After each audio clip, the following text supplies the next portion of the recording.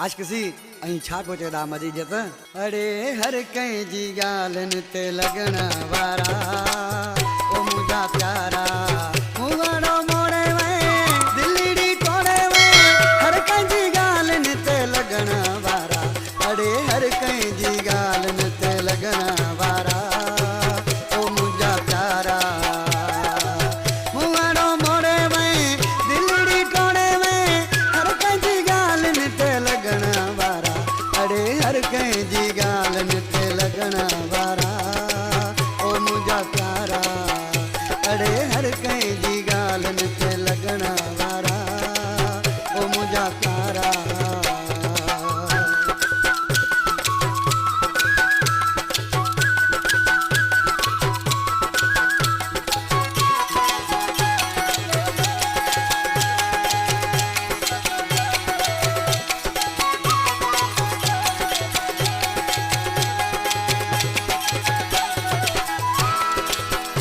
अखियों फेरे वए मुसाइन करी आमा तो जो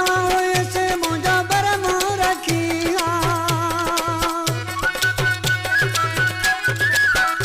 अखियों फेरे वए मुसाइन करी आमा तो जो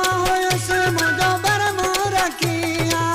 दुख ही तुझो आए कयो ही तो चाहे हर कंजी गालन ते लगना वारा अरे हर कहीं जी गालन ते लगना वारा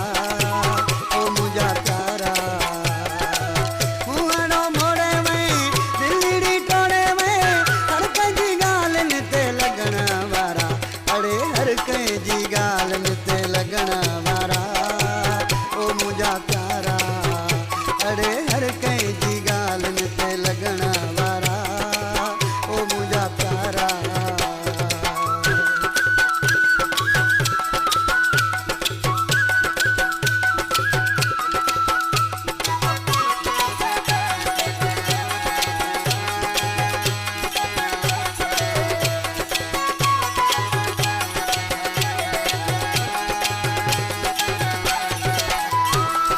रासन जमाली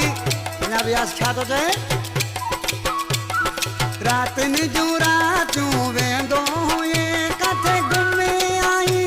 ये चवंदो हुए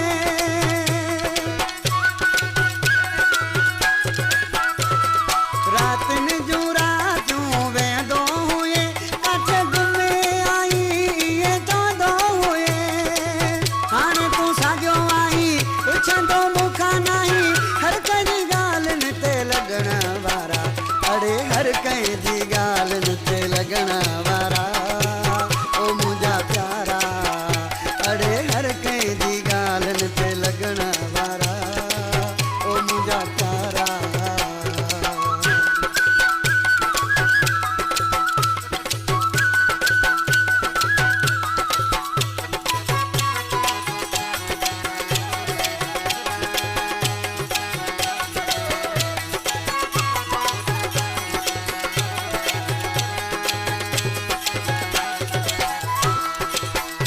शादेव कोसा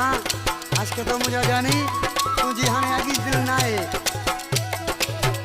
तू मटी जी होई ऋषि छा तो जैसे